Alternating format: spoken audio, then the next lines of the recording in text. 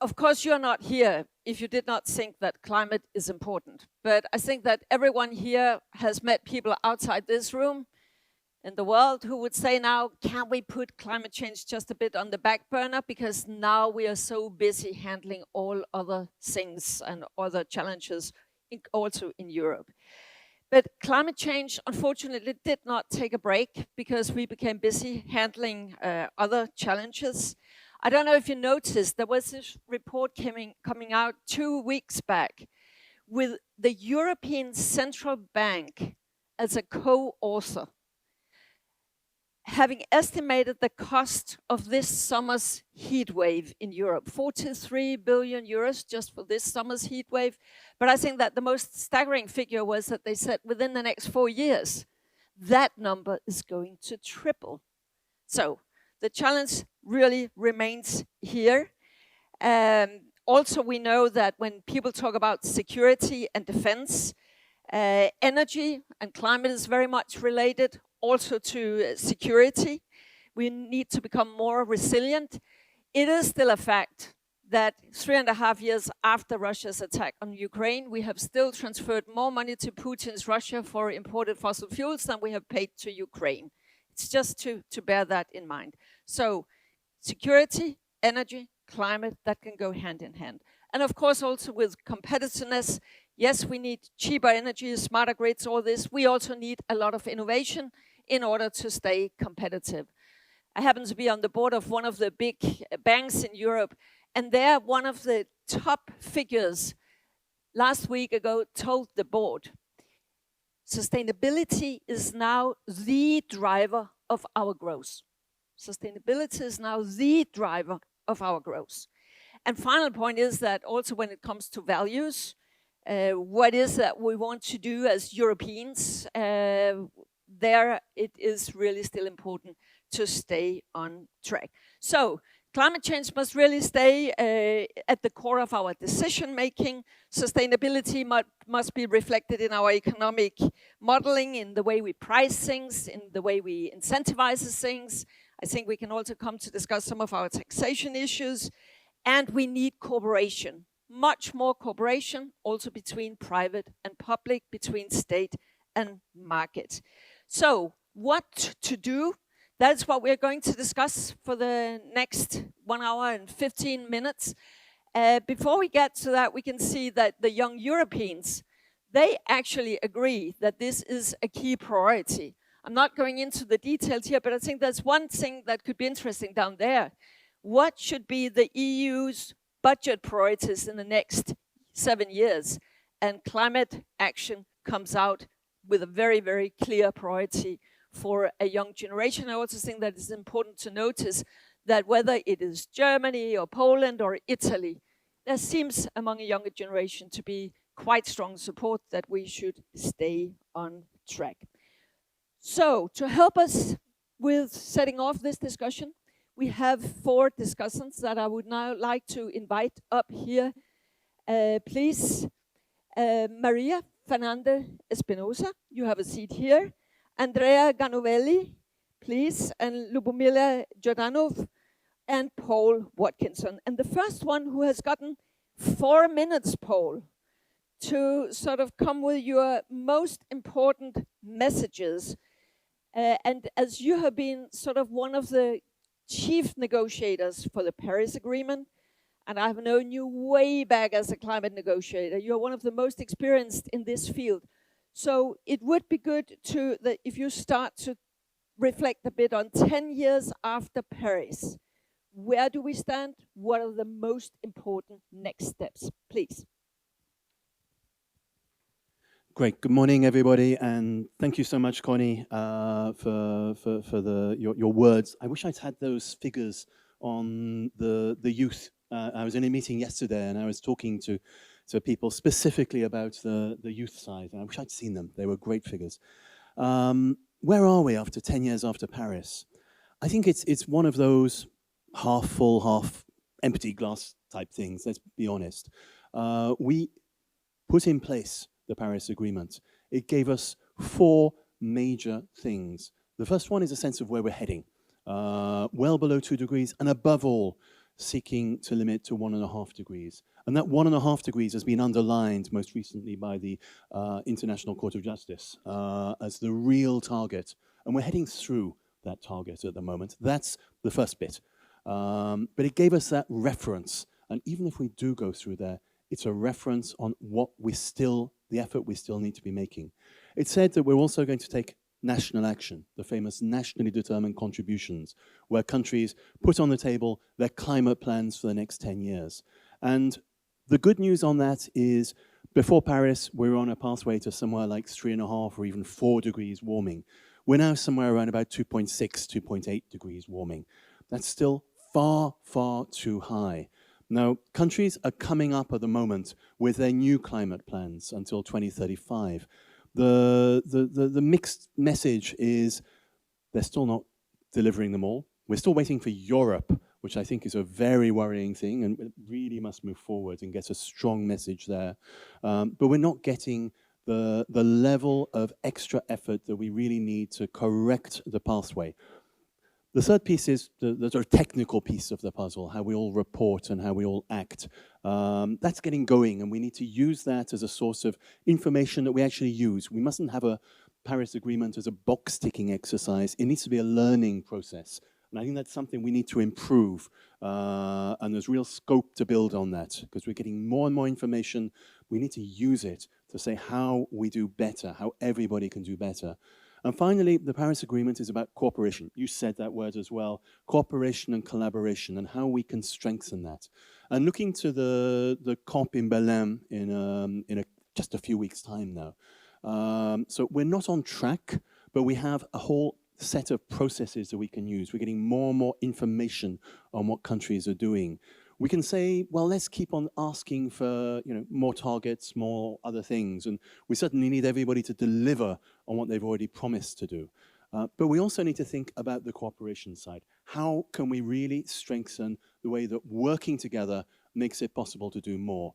And back in Paris 10 years ago, we launched something called the Action Agenda. We did it with Peru, who had the COP before us. And it was a very important piece of the COP, talking about the action of governments, working with international organizations, working also with business, with cities, with civil society directly to work on different challenges, different initiatives that have been put forward. And it's worked a lot over the past 10 years. There were several hundred initiatives come through the Action Agenda run by successive presidencies. The problem is, it's become a little bit of a communication-driven exercise. Let's do lots of things. Let's have a nice photo of the COP president. You've been a COP president, you know what it's like. You need to say why you're doing a COP, why you brought people. It's great to have announcements, but some of these announcements, they haven't been followed up. Lots of them haven't been. You have collaboration around initiatives, around renewable energy, around water, around agriculture, and many other sectors that we're trying to work together on. And there's been too much at the moment, which is just announcements. We really need to move into solid follow-up, knowing what's working, what isn't.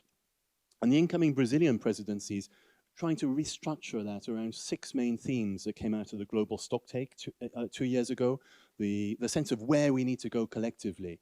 And I think it's giving us a good basis on which to strengthen our action. But that now needs to be turned into a real plan moving forward, a plan of who's doing what, by when, and how are we going to keep track of it. And I think that's the challenge, in particular for now, taking the Paris Agreement forward. It's not just announcements, it's delivery and implementation. So we're able to change in where we are in the Paris Agreement. We have a very important framework, but the framework on its own isn't enough. It's how we use it, and we're now in that challenge of making it meaningful. Thank you very much, Paul, also for a very clear statement on now it is implementation, delivery. We will move to Marie Fernanda Espinosa, Executive Director at the GWL Voices, former President of the UN General Assembly and President of UNOPS Cities Alliance. And for good reasons, Maria, you have sort of also a perspective on equity and sort of the global north, global south, some of these dimensions. Could you expand a bit on that? Well, thank you, Connie, and thank you to Friends of Europe. I think that this conversation is vital. Even if we remove the C word, because now it happens that when you say climate, people say, yes, yes, I'll call you, don't call me, because that we have so many other things, to worry about in the world right now. And but it so happens that numbers, and I have a few here, let's just put aside the C word for a moment. And if I tell you that in 2024 alone, 46 million people were displaced by weather-related disasters. This is the highest figure ever. If I tell you that extreme heat, as you mentioned, Connie, in your introduction, has costed billions to the European Union, but also billions in Latin America and Africa. That the region I come from, Latin America, hurricanes, droughts, etc., have costed $120 billion in the last 10 years. So these are the hard, the realities, no? And if we speak about air pollution and how many people are dying every year, it's one of the first drivers of death, air pollution around the world. And basically the issue of water stress. Where is the water? We were, discussing the new technologies, artificial intelligence, the mega data centers that are great consumers of water. Water stress is going to affect half of the world's population by 2050. So this is what we are talking about when we discuss sea. No, and I think it's very, very important when the title, when I was looking at the title, that we shouldn't give up on climate. And the truth is, if we give up on the C word, we are giving up on development. We are giving up on competitiveness. We are giving up on industrialization. We are giving up on energy. We are giving up on the strategic autonomy that Europe speaks so often about that. In my question here, and believe me, is when I look at Europe, and I say this with profound love and respect for Europe and the European Union, I ask myself, how is Europe parking itself in a multipolar world that is in constant evolution? We are living a moment of transition. The creation of a new world order. And where is the Green Deal? I'm asking that because we don't see it quite clearly. In this, I'm asking this question in the face of declining ODA. We heard, a few minutes ago, shrinking fiscal space in Europe. And in just thinking that we're going to arrive to Belém and we will not see an NDC coming from Europe. What is the package that Europe is expecting to bring to COP30? I worry, and I say this very, very openly and respectfully. And COP30 is not only the 10 years of the Paris Agreement, Paul. It is the Latin American COP. It is the Amazon COP. It is we want to call it the Global South COP, that is really looking at how to build partnerships. It's not aid. It's not let's be in solidarity with these countries that are suffering so much. No, it is about establishing meaningful partnerships. And if you look at the NDCs, 61 so far until today, 61 countries have submitted NDCs out of 198, which represent 30% of the emissions. And we are still waiting for the EU also, which is, it's very important because when you think about how to trust the multilateral system, I think the climate discussions is the typical example, is the stress test of multilateralism. And if you see that after 30 times, almost 30 times that we have met, emissions continue to grow. If you ask me, We have negotiated everything that we needed to negotiate already. As you said, Connie, it is time for implementation. And perhaps I would just, because my time is up, I would just close with 3 headlines for us to discuss afterwards. The issue of reforming and reinventing COPs, the governance part of climate negotiations. Number 2, the issue of leadership, but I'm not speaking about messianic leaders to come and fix the problem, but collective leadership. And in number 3, the very important role where I think we're going to see transformation, it is the role of cities. When, in a few years, 70% of the world's population will be living in cities. The urban space, the responsibility of cities, and yet the shortage of resources in low carbon infrastructure. Just that, and over to you. Just that. Thank you very much, Maria. Already that. a lot of questions also for us to ponder on later on. How is Europe positioning itself was one of your questions to the audience. And then this, if we're giving up on climate change, we're giving up on development. So very important perspective. Now we have had sort of the overall sort of where we are stand in this brief format, of course, but now we will sort of zoom more indirectly on Europe. And to help us do that, Lubomila Jordanova, founder and CEO of Plan A. And I learned half an hour ago that you started that company back in 2017. And now it's a company with offices in numerous places in Europe and 150 employees. That is really, really some strong numbers, I guess. So we're looking forward to hear what you will say. And I should say you're also a European young leader. So that is also in that capacity that you're speaking now. What should Europe be doing? One statistic that we can all align on, and not only the people that are in this room, but also the ones that are the naysayers and we particularly maybe don't like these days, is the growth of global GDP, which is non-existent for the last 20 years. We have been shrinking in growth, and there's been a fluctuation between 2 to 5%.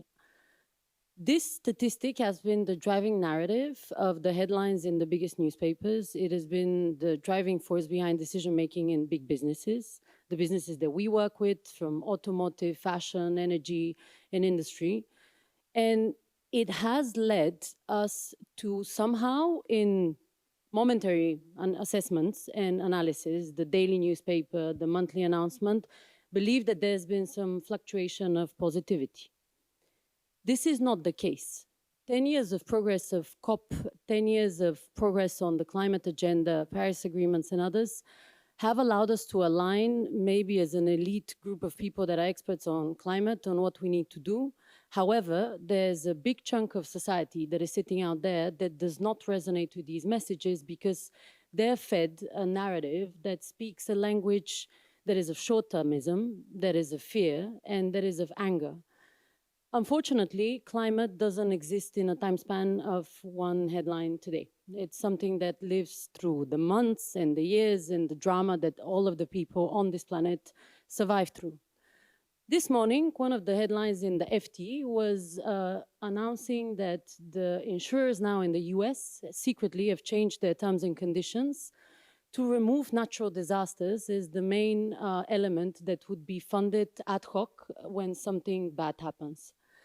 We live now in a reality where someone that is less educated, less informed, or purely, not on the timeline to be spending day-to-day, hours or minutes even on Financial Times, to be sitting in this reality, not knowing how to navigate what is exactly the results of climate change. I've been building Plan A for the last 10 years, and I've been fluctuating myself between being positive and negative, not because I have the allowance to lose hope, but because I feel like we, as a community that is informed somewhat, because I'm not a scientist, I'm an economist, I'm a finance person, have forgotten to speak a language that is common to all of us. And we don't simply have time to navigate any other narrative than the one, not of urgency, but of statistics that prove that growth is achievable through aligning only to sustainability. And I'll finish only with one statistic. We've been doing this for the last 10 years. We work with the likes of automotive companies like BMW, also many big fashion brands and others. And we have seen that they are able to make more money from only the product lines that are related to sustainability. And I'll leave you with one statistic that is within the realm maybe of industries that we don't spend too much time on. At the moment, majority of fashion companies have 50% overproduction. So if I can leave a question for the debate later, it's about waste. We have forgotten that while we speak about climate, increasing emissions, we are over-delivering for lower costs, lower human standards, higher risk for where we're headed as a humanity, while not understanding that there's actually, probably a lot of opportunities at home within our own industrial turf to fix related to saving money and doing what's good for the planet. Thank you so much. Excellent. And new questions also to the audience. We will come to some of the responses from you, hopefully in just a very short while. But we have our fourth sort of discussion partner up here, Andrea Ganovelli, CEO and co-founder of Green Gods, which is a fintech. And I know, Andrea, that you have some thoughts on sort of the European business model. I mean, seen from a business perspective, how is it that we could deliver more efficiently on what we say are our joint goals? Thank you, Connie, and good morning, everybody. So when I'm asking myself, how can we save climate discussion in Europe? I think the best option for us to do is not to talk about climate. It sounds crazy a bit, but the truth is, talking about climate is very difficult for people to understand.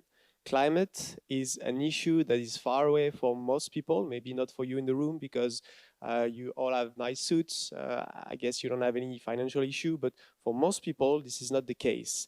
And those people, it's very difficult for them to understand why they should do something which will not benefit them in the long term. When you want to have someone stopping to eat meat, and by the way, going vegetarian is one of the best things you can do individually for the planet, most people will say, hey, that's good for the planet, stop eating meat. This doesn't work at all. There is a lot of studies that are showing us that the best way to turn someone vegetarian is to tell him or her that it's going to be very good for health. And this is exactly what we should do about climate, especially when we talk to the public. We should find a way to link personal benefit to greater good benefits. This is the only option for us to save climate and to continue talking about climate in Europe and in the world. By doing that, we can get the public really acting. The number we had at the beginning of this presentation, they're super impressive. Everybody wants to do something, but actually people, they do not act enough and they act less than what they would like to do. At Green Gods, we are allowing people to invest in the transition. We are allowing them to invest their saving and their money into infrastructure, into renewable energy, into this kind of stuff. And the only thing we do is to tell them about the personal benefits that is waiting for us. This could be money, because today investing in climate is seen too often as something philanthropic, but it's not true. Investing into transition is profitable. It may be not Bitcoin or investing in AI, but for most people, this is more than enough. And this is exactly what we need to do. We need to have people starting to shift the mind. Company, politician, and everybody needs to stop talking about long-term, stop talking about climate, but instead talking about personal benefit, which can be a lower cost of energy, which can be a better health, more freedom, and this kind of stuff. And Europe has a lot to do for that. We just need to bring back climate discussion and climate topic closer to the people's life and to, what they really want to do for tomorrow. We don't care about talking about climate. What really matters is the final results. And if we achieve these results by, different means, if people act with something based on climate, but without thinking about climate, we don't care. We just need them to act. And for that, we just need to promote and to market different stuff. And this is what we are trying. A lot of startups, a lot of fintech like us are trying to change the way we talk about climate, and that's, to me, that's the only way to have people acting more and faster for climate. Very clear messages. Thanks a lot, Andrea. I just have a follow-up question, because it's very, very clear what you say, that you have to link sort of the personal benefits and co-benefits with the greater good. You're not going to preach. People need to see that it's in their own interest. And that means that the sustainable solution needs to be visible, needs to be easy to do. They need to know the solutions, and people need not to be treated like economic idiots if they choose the sustainable solution for the one over the one who is not. But how do we get there? What is the responsibility of business, for instance, in order to make that happen? Because I think we can all agree that that's where we need to go. How to get there? So I think we just need to tell people the truth, and we need to tell them that business like us it's to have customer, to become profitable, to make money. Company like us needs to make people understand what are the clear benefits. When you are running a startup, you need to find what we call the moat. What's the personal benefit that no one can get except you. And business like that, business like we do, we just need to not talk about climate anymore. Just, you're going to make money through investing with us, for instance. By buying this product, you're going to get the benefits. You're going to, you're going to get a better health. You're going to go faster to this place. You just need to forget about talking about climate. Climate is seen as something too cloudy, too difficult to understand. So let's put other benefits to people's mind. We don't need to talk about this issue anymore. And this is the only way we can do something. Just keep investing, but also promoting different stuff. And, when you want to sell a car, you don't sell the car itself. You sell what's around the car, the lifestyle and everything. And we need to do this for climate. That's the only solution. Thank you very much. In just 1 minute, I'll give the floor to you. Just a few rules of engagement. You put up your hand, as you already did. You will get a floor in a minute. But please, when you get the microphone, please present yourself so that we know who is speaking. And we are not in for speeches, also not questions to the whole panel. It's more like comments from you, reflections from you. So please try and stick to that. And because at some point there will be many hands, and I could just write them down. If there's someone who has a very short 30 seconds comment to what has just been said, just in order to make it a bit more lively, then sort of mark with a 2 finger, but then please stick to, then it's a very brief one as a 2 finger. Let's try that. And we will hear more from the panel towards the end of this session, but first it's you, please. And the microphone is on your way. Oras Tynkkynen, Member of Parliament from Finland. Thank you very much for your interventions, and I would just like to second all the points made about the need to link climate with other issues, be it development, be it health, be it money. I would just like to elaborate a bit on that, because if you look at the studies trying to understand people's motivations, you can identify different motivation profiles for different people. There are those people for whom climate is a turn-off, and you don't want to talk about climate to them. And then there are those people to whom climate is actually a main motivating factor. And then a large majority of people probably fall between these two extremes. My experience is that when we live through these difficult times where climate is not a top priority in many of the discussions, it does make sense to link climate to other issues. And if I can just give you one example, coming from Finland, where security is really, for understandable reasons, a top issue right now, there is a conversation about whether on the border next to Russia, which is 1,300 kilometers long, we should invest in restoring forests and wetlands, which would of course bring major ecological benefits. It would also additionally make the border less penetrable for anyone who might want to cross the border without permission. So I think there is interest to these kind of dual use climate solutions. And I think I see a lot of potential in identifying that type of solutions and pushing for those. Thank you very much. Sort of resilience being sort of the key of what you're doing. And remember, it has not been mentioned so far, but within the NATO 5% contribution, 1.5% can be used for exactly dual use. And I think the whole climate community or sustainability community, whatever we call it, but they should be aware of that opportunity. Your neighbor has also asked the floor. After that, it's you.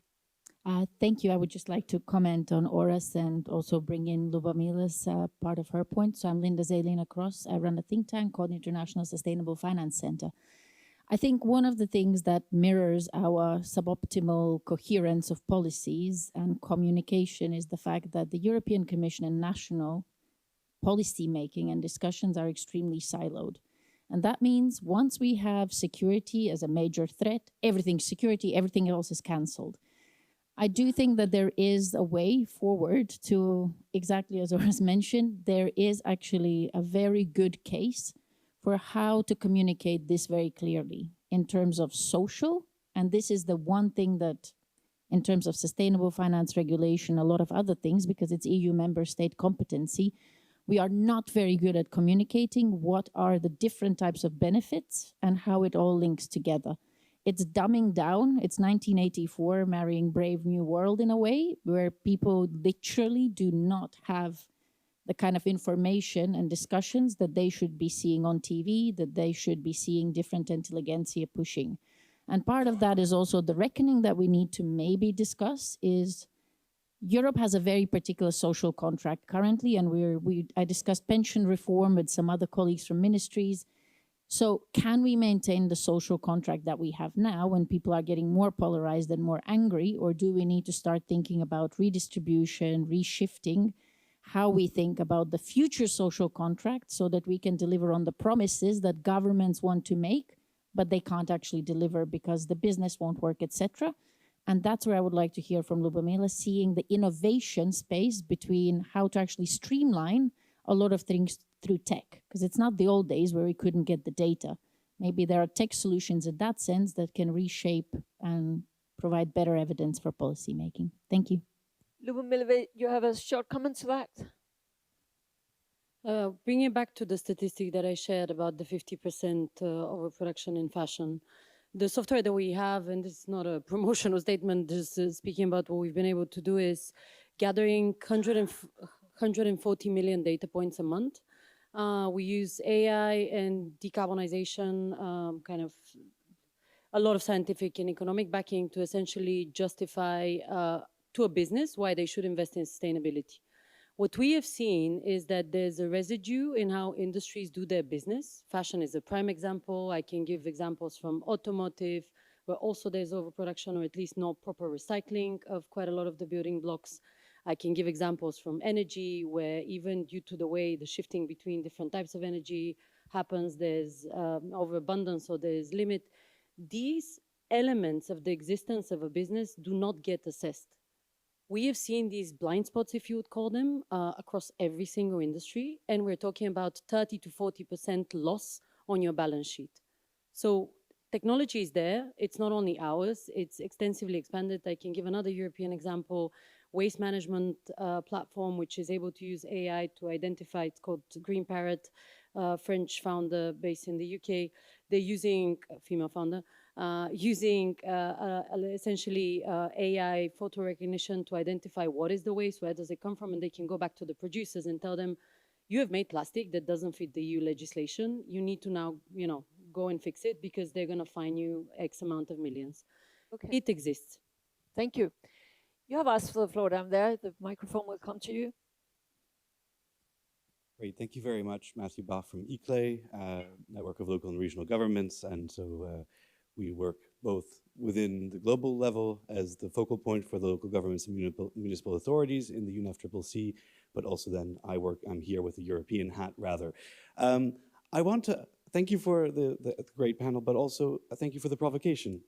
And I do want to say, we had a recent Eurobarometer, which did decisively show that citizens care about climate.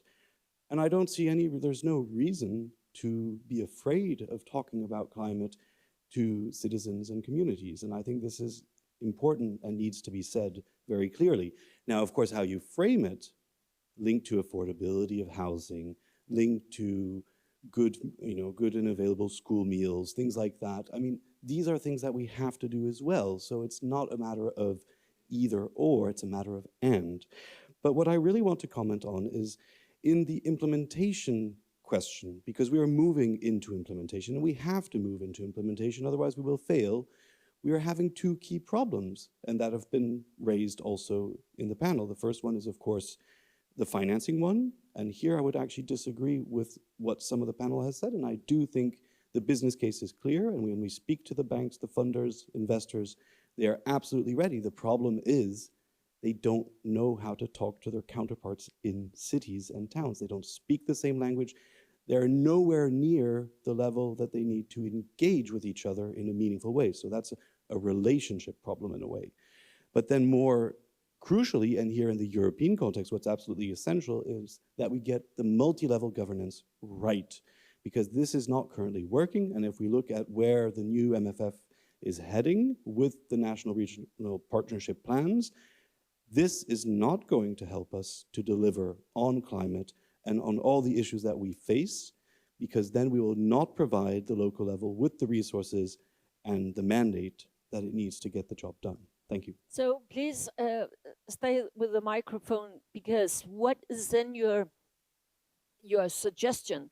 How, I mean, everybody's talking about, yeah, they have to do it out locally, but the money does not flow to the local level, and there is this problem between different policy levels. What is your solution to that dilemma? Bit of a disclaimer. I mean, I wish I had the silver bullet for you. I think what's critical is that we recognize that, first of all, we need to move away from grants. That's the first thing. We need to accept that we need to get better at doing more in terms of private investment. There's no way around it. And I think this is, for example, what in the EU, they've got the cities mission where 100 cities have committed to climate neutrality by 2030. So to stay really within the boundaries of what we know we need to do. And they're working on building a capital hub. We're working on better funding dialogues. We're working across on how can we get this done. But this will only succeed if we really bring together, the debt-based financing instruments that exist, the public funds, and then also the private sector. And that's the trifactor. Thank you very much. That was a two-finger, and then we go to you. Please, here. Okay, then we take you first, and then my microphone comes up here. Good, so I'm Greg Munro, I'm the Director of Citizens Alliance based here in Brussels. So let's put some numbers to that. So there are 27 instruments of financing for climate change, climate responses globally, like the Green Climate Fund, et cetera, et cetera. It's 27. How much money goes to cities, not just to cities, how much money goes to the urban poor, the people who are the most vulnerable? And we actually did a study. In fact, Maria launched it at COP for us. And we looked back at these 27 financing instruments and how much money went to projects that had urban and poor in them. It's 3%. I think we should hang our heads in shame that the people who are most vulnerable to climate change, who did not cause this, we spend 3%. And then when they have their livelihoods wiped out and they lose their economies, what little economy they have, they migrate. And then we have a big migration discussion. So my second comment would be, we can't talk about climate without linking it to migration, or other way around. We can't talk about migration without linking it to climate. So climate, no, it's not a standalone thing. It's integrated into everything now. But the world's poor are bearing the brunt. And I just want to raise something that when you talk about the youth, I think it's Andrea, it's not only Greta who talks about climate. There's an informal settlement in Lusaka, and I sat with 16 to 18-year-olds. And do you know what their biggest issue is in the world? I thought it would be employment, climate. Because they're flooding every single year, and they want to come to COP. They want to come to COP to ask the people from the global north, what the hell are you doing? And these are people living in informal settlements in Africa. So never underestimate how much climate is on young people's agenda globally. Thank you very much. You marked with a two-finger here. Yes, Dennis Royo. I work as a cryptographer for various projects for the European Commission since 10 years on circular economy. We work on standardization of the digital product passport. And I work with companies that have also very sensitive data that they don't want to share. So the incentive there is difficult to raise because there are industrial secrets. And without a legislation about that, without a policy about the adoption of the digital product passport and tracing, correct tracing of waste, this thing will never be used. So my question is very pragmatical. What is the status of the policies kicking in? Because we have textile that has been harassed. Let's say the companies didn't like it, but they adopted it. Now we're working with rare materials, which is also like a very contentious ground. We work with water, industrial waste of all kinds. Has anyone a schedule about what policies are kicking in the next years on the adoption of proper tracing? Thank you. And as I hear you, that is also a call that some regulation is needed, or not much will happen actually. In between the lines, I think, because I have still 1 minute, I think that there is a problem of methodology. Like what we have been doing until now has not followed up with proper enforcement of policies. So, I mean, it was clear from the panel. So I think now in my specific sector, we need enforcement, because otherwise the companies, I can talk about, I can try sell them the new car, but they will not do it because complexity is augmenting. They have a lot of work more to do and they have more money to pay. So. Thank you very much. We have someone down here who wanted the floor, please. Yes. Hi, thank you. My name is Wiebke Winter. I'm a board member of the CDU, the Christian Democratic Union in Germany, and also founder of the Climate Union, an organization fighting for more ambitious climate policies within the Conservative Party politics. And my question would be how we could talk more about the ETS, because I feel that it's under strain at the moment on a European level. And I think that using the social market economy will be our sole way to really implement climate measures by giving it a price. And I feel that we haven't talked a lot about how we can do social compensation for the prices that will eventually rise, especially when you look at the price of petrol, for example. So I know in Germany, if the petrol prices will rise, all the car-loving people, they will go nuts, and there will be demonstrations. And as long as we don't have the social compensation, I'm really afraid that the ETS will be debated whether we should postpone it. And if we postpone it, I think that it will show that the European Union has failed. And I think that this is also the only measure that we can take that can be copied by other parts of the world, giving carbon and other emissions a price that will be useful. And therefore, I would really like to hear your opinion on that and how much you think that the ETS is under threat because we don't have the social compensation in place yet. My second point would be, because we're talking about whether we should link it to certain topics, I think especially talking from a conservative point of view, it is really dangerous if we put climate change in the same breath work as, for example, vegan food. I totally agree with you that it would be great if everybody became vegan, but I know that at least in my party, if we would talk about abandoning sausages, everybody would say, I don't want to have climate change anymore. I know I make it funny so that you can relate to it, but this is the conversation that we are having at the moment. And I think that if we do it, climate change will always be seen as a leftist topic, whereas I think it's so important we shouldn't put it in a certain direction. And this might not be right or this might not be good, but I think that this is the way that it is, and we should really try to get it out of any kind of corner from a political spectrum. Thank you. Thank you very much for sharing your thoughts. And it's not to put you on the spot, but it's just also coming from where you come. Taxation, ETS, that's Europe. Taxation is national. So these social compensation, do you see that as a national thing, or do you see that EU should have ways of dealing with that? Well, we do have a taxation system in Germany, and we're using the money that we're getting from there to get some kind of social compensation. I think we should give it more to the people. But I also think that if we have the European system in place, and that will probably also rule out the national taxation that we're having on carbon at the moment, we should also think about how we should use that money as compensation for everybody in Europe. So, I mean, we will get earnings from selling the certificates. So I think we should use that for social compensation in which way is ever seen fit. I'm a lawyer, So I'm not really good in sociology, and I think there will be many clever people knowing which system would be the best. But I think there needs to be a social compensation, because not everybody could, for example, afford an EV immediately and everything that is connected to that. Understood. And there is a social climate fund, but a lot can be said around that. I think you asked for the floor. Was it also the neighbor there? No. Okay, you. And then we'll come down to you. Fantastic. Hi, everyone. Tiago from the McKinsey Global Institute. I'm going to do something sacrilegious. I'm going to move away from policy for a second before coming back to it. And just say that I think when we have a discussion about the energy transition, it's good to start at the energy system, right? Like, how does it actually work in order that we devise actions that actually fit to that? And I think it's really interesting when we talk about goals to actually, let's measure to the Paris Agreement, right? If you want to get to 1.5, you need to install solar panels, electric vehicles, yada, yada, yada. If you count all of what you have to do, we're at about 13%, 1-3, not 30, 13%. That has been moving at around 1.5 points per year. That's about half the pace that it would be required. So I think it's important to try to, okay, how do we marry this idea that people are very interested in having change? There's a lot of technologies that have a very positive business case with the fact that it's moving quite slowly, right? And we're just at the very beginning of this. And one of the ways that we talk about this at the McKinsey Global Institute that we think it's pretty helpful is to think about what we call a tale of many transitions, that there's actually very different parts of the energy system that are moving in very different ways.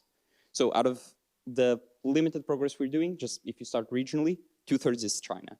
2/3 of addition, I'm not talking about production, additions of solar panels, electric vehicles happen in China. So the rest of the world is basically doing 1/3. And then when you drill down and try to understand, you can kind of measure the difficulty of different parts of the energy system.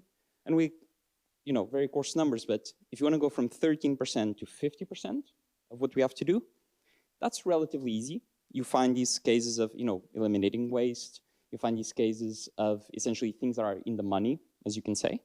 If you want to go from the 50 to the 100, then you get into what we call the hard stuff, the things for which you just need to approach them completely different. And that's a lot of what, if I can now return to policy for a second, that we need to think about. Are we designing policies that are just trying to mirror the energy system that we have and, let's say, replace sausages with zucchini? And that kind of doesn't work, right? Like if you want to cook a zucchini, you cook it different from a sausage. So this idea of innovation with capital I, that you need to design the system in a different way. You can't just do a one-for-one substitution. And so when we think about what it takes from 13 to 50%, that's a lot of the execution. If you want to go from 50 to 100, you actually need to learn how to cook with zucchinis instead of cooking with sausages. So just to understand what you're suggesting, because planning seems to be, some of this lack of synchronicity is, it's not but we're not doing things in parallel in the energy system and the grid system and all that, and that is one of the big bottlenecks. What is your suggestion? How do you sort of get some parallel development into this so that investors are not being shied away? One of the things to think about is what things should be parallel and what things should be sequenced, okay?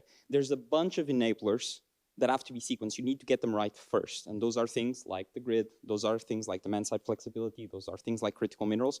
The good news is a lot of these things are what we call the relatively easier problems. So we have 3 levels of problems. It's a little bit cute, but most of these enablers that you need to do first are level 1s and 2s. These are easier stuff to do.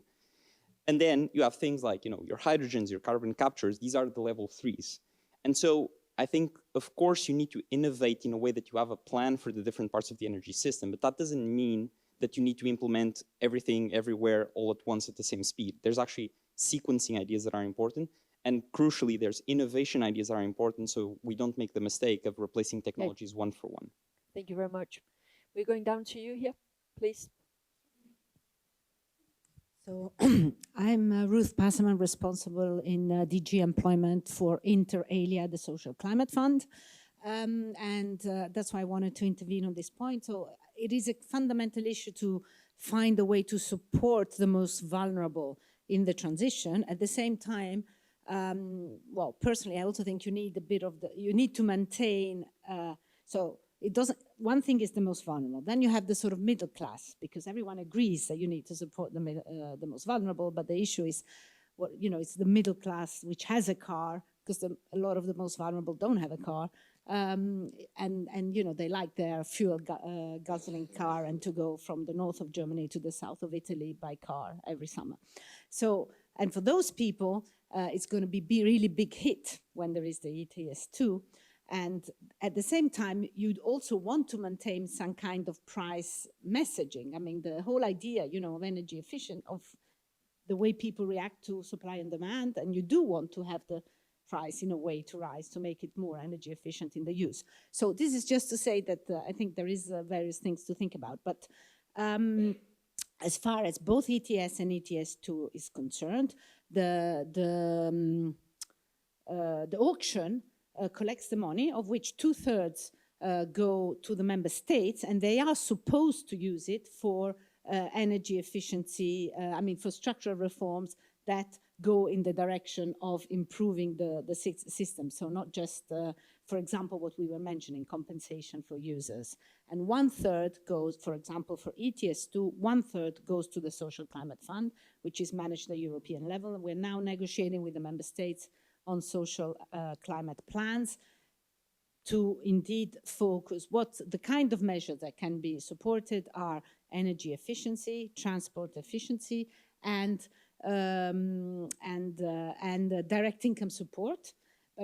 But we and actually most of the member states also agree that it's not such a good idea to focus on direct income support, because direct income support just lasts the time that the money is available. You need to have structural reform to change things.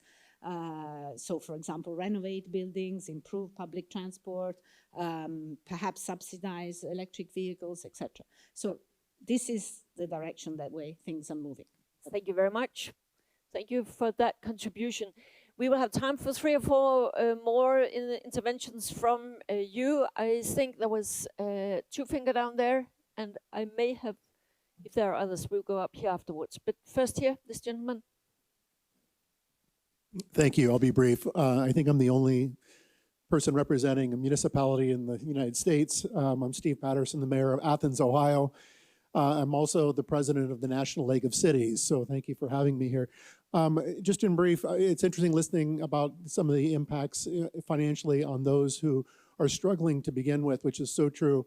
In the city of Athens, just to share, to tear a page out of our book, we were able to implement a carbon fee that went to the ballot, 76% passage of that, to where 0.2 cents per kilowatt hour was added to someone's electric bill, everyone's electric bill.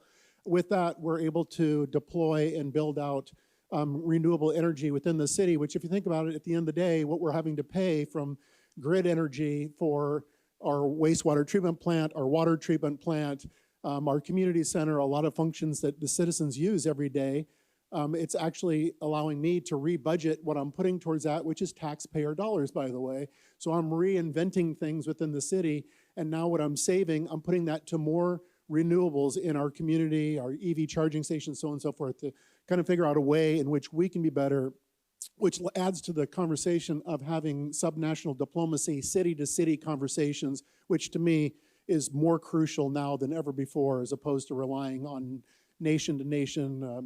I take full ownership of the fact that the leadership in the United States right now has completely lost its way, but that's where we fall in when it comes to mayors of cities, towns, and villages. Great to hear. I think I speak on many in the room to hear from cities and states in the United States. So good luck with what you are doing. We are having the microphone up here, and then soon we will turn to the panel. Thank you. My name is Julia Simon. I'm from Finance Watch, which is a Brussels-based NGO working on financial regulation, obviously a lot on issues related to climate risk and sustainable finance. And I have a question slash reflection. I think it's really important and great conversations, and it's amazing to see like who can be the catalyst of change, right? From the local authorities to businesses, to people who have like great ideas how to make it happen. However, we've been doing a lot of policy work, advocacy work towards climate regulation in Europe over these years, and now we are seeing the huge backlash. And we also have seen clearly that this backlash came a lot from the big industry, a lot, not only, but also, who suddenly realized that like the small incremental changes and the like some wins that we've had a pass and some major transformations are required. And maybe I will relate to the colleague from McKinsey Institute who said that at some point, this will not be simply a little bit kind of pretending that it's going to be the same, but a little bit different, but we need major transformations. In the car industry, maybe in the steel. I'm not an industrial policy specialist. I'm increasingly getting interested in that to understand how can we onboard those players, right? Because it also relates, I think, a lot to social issues, because at some point, people who are employed in those huge sectors on which big economies, such as, no big secret, Germany, are based, there is a limit to which we have reached with like the small steps, and we need to think, how do we make it happen, right? We have a huge issue, I think, of vested interest, of course, which again is not only in business interest, but also the interest of all of these people who work and who depend on that industry. So how do we move forward from that? We see that we kind of, again, we reach this backlash. We know that there are so many people, and I think, Lubomila, if I'm not mistaken, you mentioned that you also engage with some big industries, right? We've also had colleagues who said like, oh, we also engage with BMW, who are willing to have those conversations, who are willing to move, but at the same time, on the huge, big issues, we see that they don't, right? Because they know their status quo is not to be maintained. And I feel like, to me, this is like a very big elephant in the room at the moment. How do we go there? So this is just a reflection again and a question. If you have any ideas or anything that you see is happening, I would really be happy to hear. Because we do think we need to go there. We do see a lot of engagement, but we also see what is happening in the corridors of the Parliament, Commission and Council, and where we landed today. Thank you. Thank you. Your neighbor had a two-finger. Yes, sorry, just to comment on that. I think what Julia is bringing in is the fact that Lubomila mentioned GDP.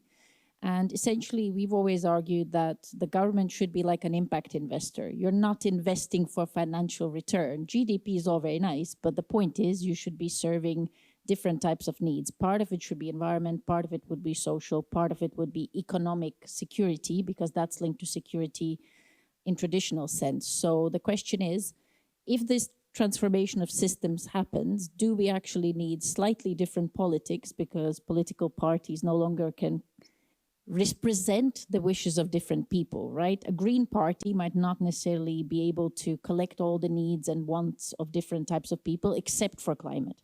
So it's actually a bigger question about these different bodies and governance, so that it actually fits the very different needs and wishes of people that are very difficult to merge into one political party. Just a Small question. Yeah, thank you very much.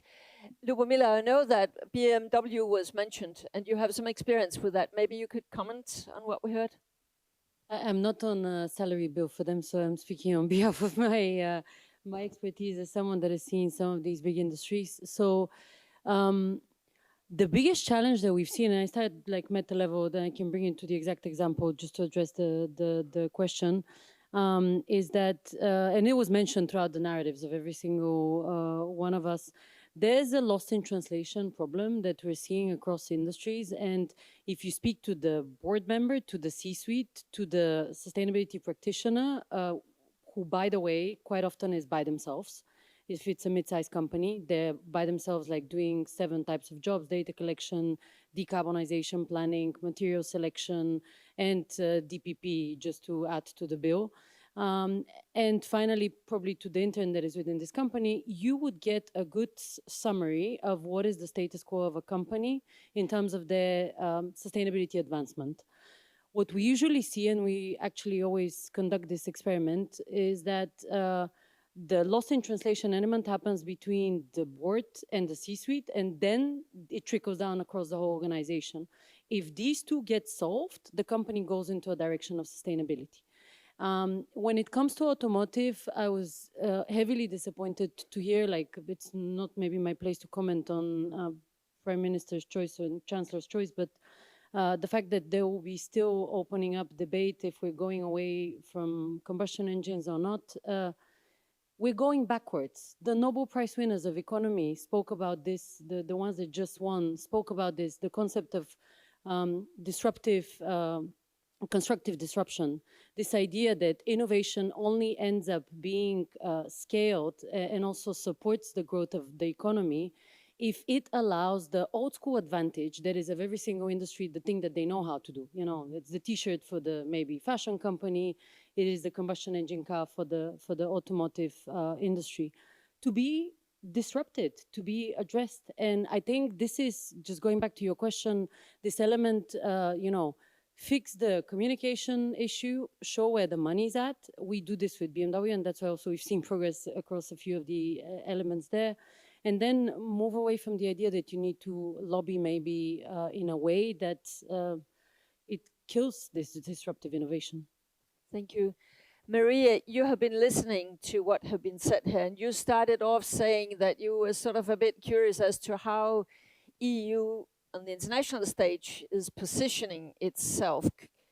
Now, when you have listened to some of the input we have had here, do you have any advice to Europe? What would you like to see Europe do? I mean, we're only a few weeks away from Belém. It's hard to see sort of who is really leading the international talks. Any things you would like to sort of present as asks to Europe, seen from a Latin American perspective, for instance? Well, I have been. You can hear me.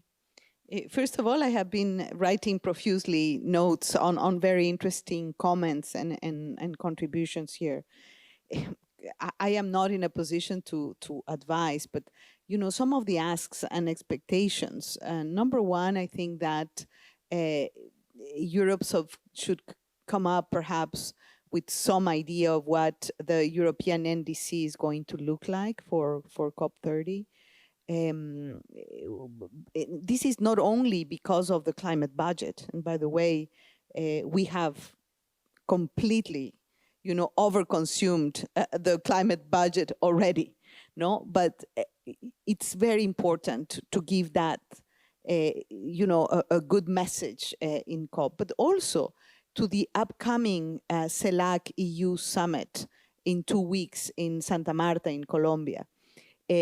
As we speak, there is the negotiation of the climate section of the communique, and I've in back and forth with people there, and we see that basically there is a lot of tension because, you know, basically the Caribbean countries, which are extremely vulnerable, they want certain things, meaning the enablers, the means of implementation that we know, resources, low carbon technology transfer, and capacity. And this is not really happening so far.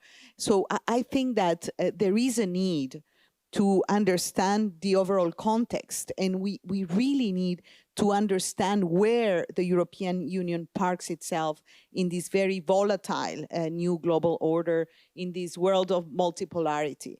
And I would say opportunities, COP30, to come with a strong message, to say what has been the evolution of the Green Deal in Europe and what to expect. The second opportunity, the CELAC EU summit in Colombia. And perhaps, because I think that we're running out of time, 3 headlines for us to think about. The era of implementation, no more negotiations in climate. Sandrine was around here, but I'm co-chairing the Climate Governance Commission. We're working on one thing, how to reform and improve COPs. We cannot continue to have every year these red carpet moments of 70,000 people. You know, I think we need to rethink that. The main negotiations were done. How is that we're going to take seriously the implementation part? Number 2, the issue of multi-level governance. I can have a bilateral conversation. It has to be intentional. Multi-level governance and the very important role of cities. Kudos for Athens, Ohio, by the way. No, it has to be intentional. It has to be policy-driven. It has to have regulations. It has to have concrete means to access the resources that are needed. I think that Greg was very clear. 1 billion people live in slums right now, 1 billion. So it's not a marginal issue to think about.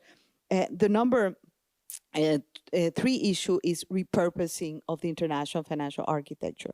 I won't go into the details, but rethinking debt, rethinking the risking and the risk analysis, the DSAs. I'm coming from a region that is over-indebted, but Europe too. I mean, we really need to think the overall financial architecture and see how the private sector comes in. I like the constructive disruption part, and I think that we need, I mean, there is no time.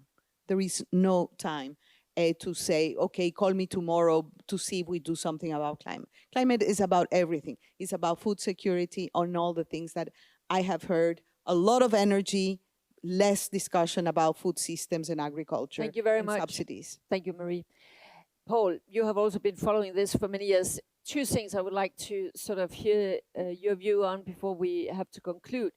Maria was mentioning the reform of the COP. Some of us have for a long time been saying we should have only the big COPs every other year, for instance, and then thematic COPs in between. Could that be a recipe?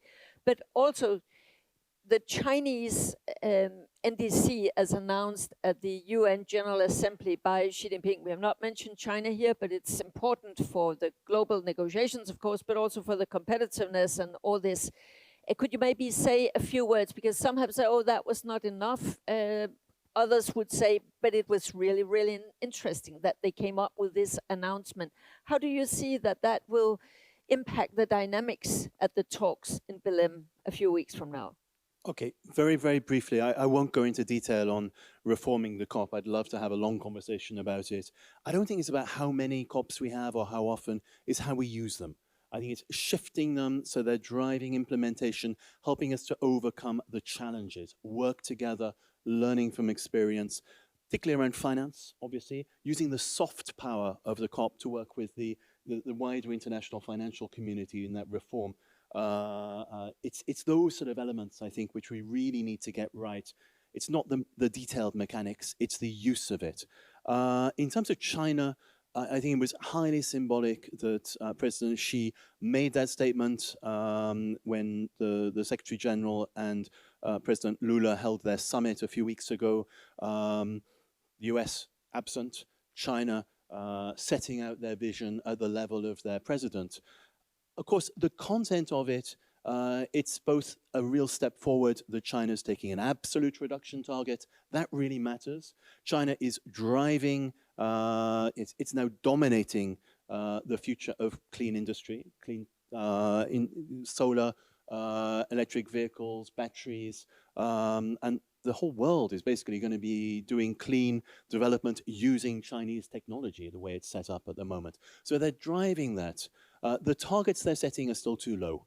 And China usually doesn't set itself a target which is higher than it can make. It does what it knows is going to go beyond it. And the question is, how do we work with them to go well beyond it? And how does that drive us globally?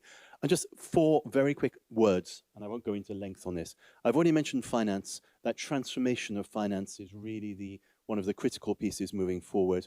I really liked the emphasis coming through the debate on how we bring people on board, the citizens, bringing them forward. The COP's the worst place to have the citizens in a way because it's so far away and so high. But making that link back down to change, you need to drive that. And that's also the link to the whole this question of just transition. Because unless there's a solution, so this is good for me, we're going to lose people. The final level of it is, of course, the level of the cities and the multi-level. I think all of those come out really well. And final question to you, Paul. I think it's fair to say that without Europe, we would not have had a Paris Agreement. Europe was sort of really pushing things forward also when the US did not for many years. Can Europe still play that role, or are we sort of, I mean, I could also ask differently. Can you imagine that Europe would meet up in Belém without having a target to present? I think it would be really sad if Europe does not go to Belém with a very clear message on where we're heading.